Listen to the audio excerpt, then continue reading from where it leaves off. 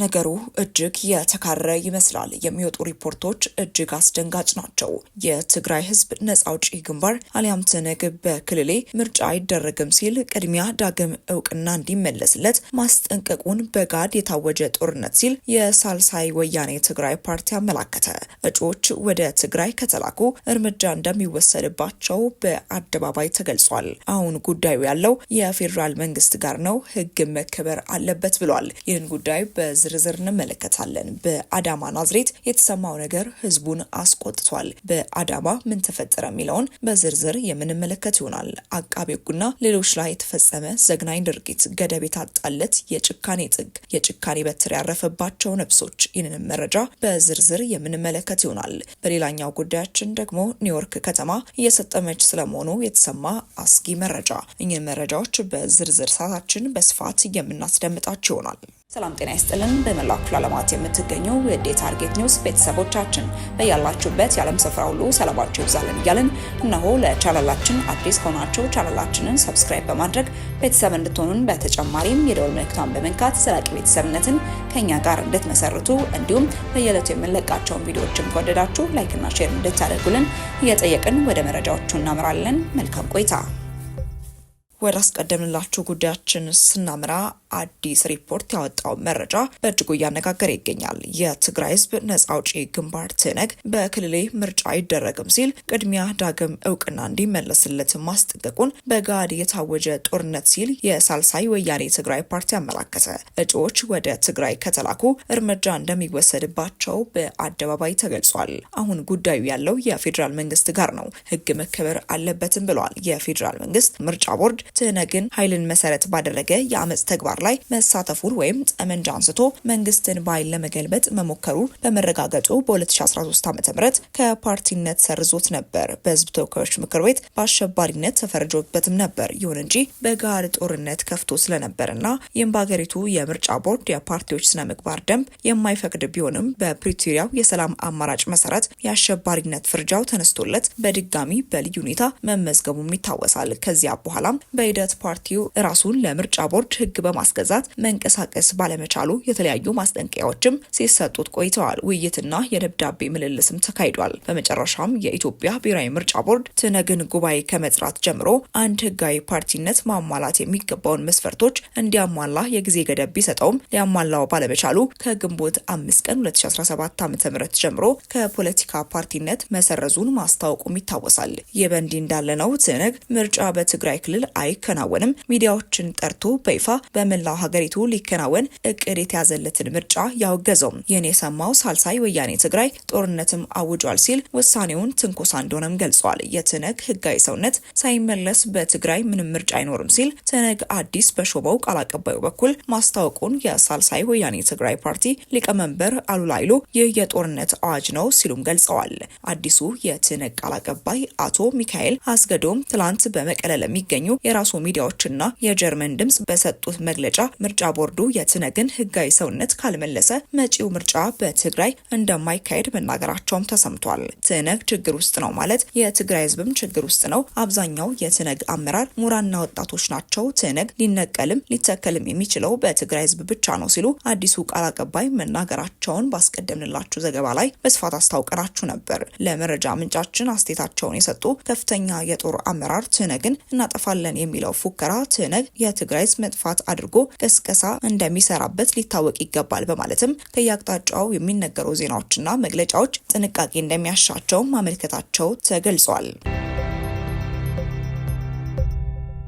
ወደ ቀጣይ ጉዳያችን ስናመራ በኦሮሚያ ክልል ምስራቅ ወለጋ ዞን ጅማ አርጆ ወረዳ ውስጥ ለስራ ተልዕኮ ሲንቀሳቀሱ በነበሩ የህግ ባለሙያዎች ላይ ታጣቂዎች በፈጸሙት ጥቃት አንድ አቃቤ ህግ ሲገደል አሽከርካሪውን ጨምሮ 4 ሌሎች የህግ ባለሙያዎች ታግተው መወሰዳቸውን የኦሮሚያ አቃቢያን ህግ ማህበር አስታወቀ።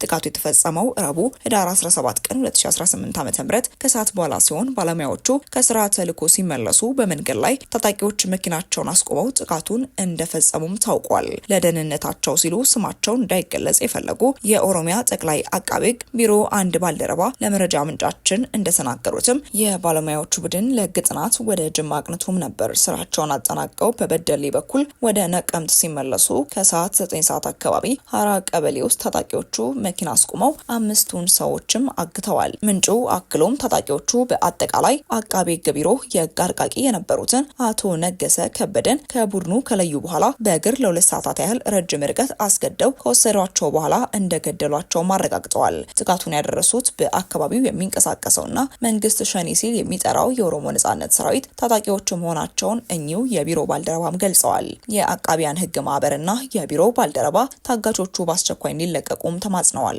የአቃቤ ሕግ ቢሮ ባልደረባ አቃቢያን ሕግ በሕገ መንግስቱ የፓርቲ አባል መሆን አይችሉም፣ ተገዥነታቸው ለሕገ መንግስቱ ነው። አጋቾቹ ይህንን ሊገነዘቡ ይገባል። እነዚህ ባለሙያዎች ባልተገባ ሁኔታ ነው ኢላማ የተደረጉት በማለትም ገልጸዋል።